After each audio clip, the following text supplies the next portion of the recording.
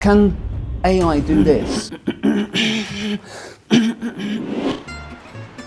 I've been a professional celebrity lookalike for over 21 years. I do conferences, I even do weddings. But it's come to my attention that these Synthesia geeks are making AI lookalikes. And I'm here to stop that.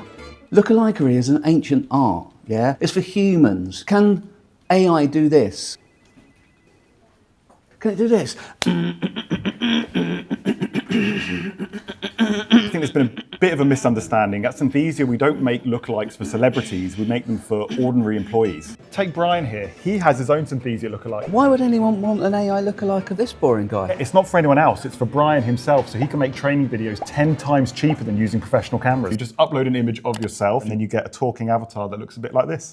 Hi Tim, I'm a Synthesia AI avatar. Kind of better looking than you, in a way. Well, I wouldn't say that. I can even speak in different languages. 日本語だって話せます。 So what do you think? Having spoken to these Synthesia bots, I think there's a space in the market for both of us. I can deal with the celebrity lookalike world, and they can deal with the lookalike training market. Different lookalikes for different needs.